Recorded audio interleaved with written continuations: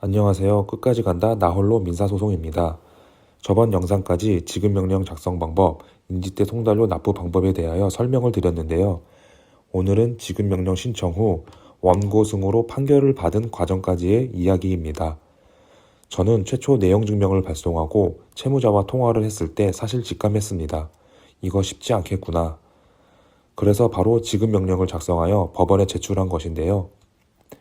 지급명령은 상대방이 2주 이내에 이의신청을 하지 않는다면 그대로 확정이 되고 이후 강제집행이 가능합니다. 저는 이렇게 끝날 것이라고 생각했습니다. 설마 이의신청을 할까? 그런데 일주일 뒤 저에게 이의신청 우편물이 왔습니다. 내용을 읽어보니 어이가 없더군요.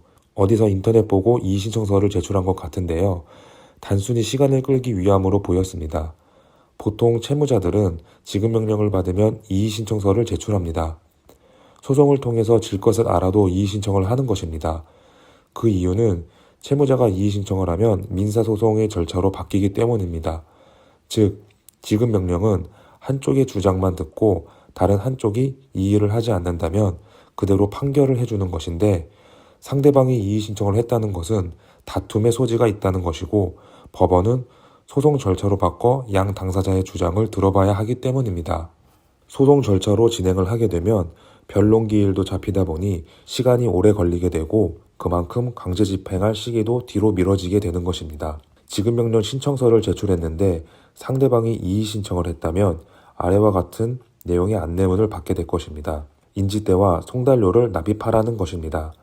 이 비용을 납입하면 이제부터는 민사소송 절차로 이어지게 됩니다. 사건 번호도 차에서 가소로 변경이 됩니다. 인지대와 송달료 납부 방법은 에피소드 4에서 설명을 드렸고요.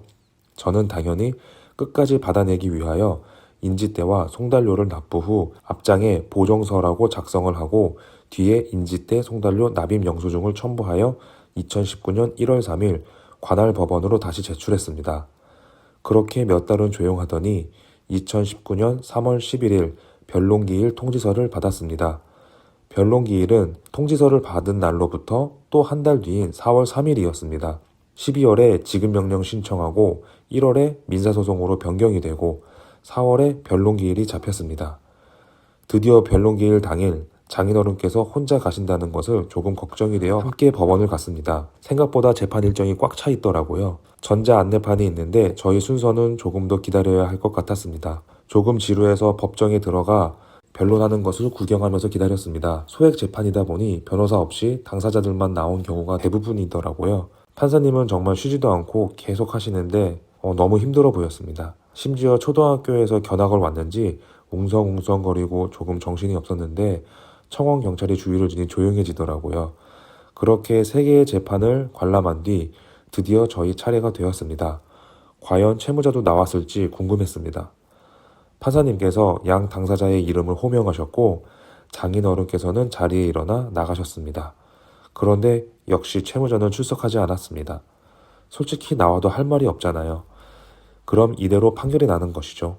판사님께서는 장인어른께 신분증을 보여달라고 하셨고 그리고는 장인어른께 몇 가지 간단한 질문만 했습니다. 판사님께서는 출석도 안 할 것이면서 왜 이의 신청을 했냐고 혼잣말을 하시더라고요.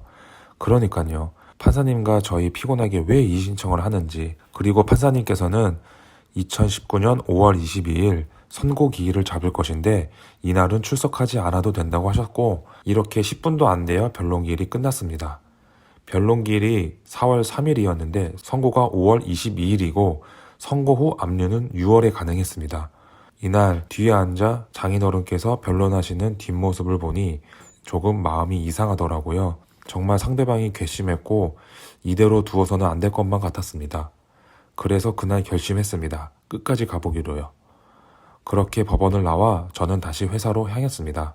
2019년 5월 22일 예정대로 판결 선고를 했고 원고승으로 마무리되었습니다.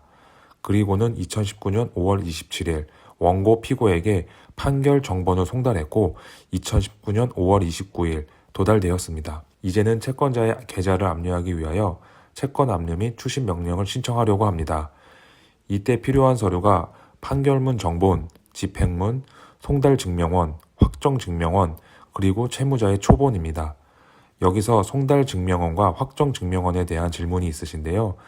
법원에서 판결 선고 후 판결 정본을 원고와 피고에게 송달을 했는데요. 피고에게 송달이 되었는지 증명하는 서류가 송달증명원이고요. 즉 피고도 판결 사실을 알고 있는지 뭐 이런 것 같아요. 그리고 확정증명원은 피고가 판결 정본을 받고 2주 이내 항소를 할 수 있어요. 그럼 2심이 시작되는 것이죠. 그러나 항소를 하지 않았다면 1심에서 확정이 되는 것입니다. 그렇기에 확정증명원은 판결 정본 도달 후 2주 뒤에 발급이 되는 것입니다. 사건 조회를 해보시면 이렇게 나옵니다. 즉 소송 후 집행을 하려면 판결이 나더라도 확정을 받을 때까지 기다려야 하는 것이네요. 드디어 판결문을 손에 쥐게 되었습니다. 거의 6개월이 걸렸습니다. 이제 판결문으로 채무자의 모든 재산을 압류해버릴 것입니다. 그런데 문제가 생겼어요. 어쩌면 이 판결문은 휴지 조각이 될 수도 있게 생겼는데요. 그 이유와 해결 방법은 다음 편에서 설명드리겠습니다. 오늘도 끝까지 시청해 주셔서 감사합니다.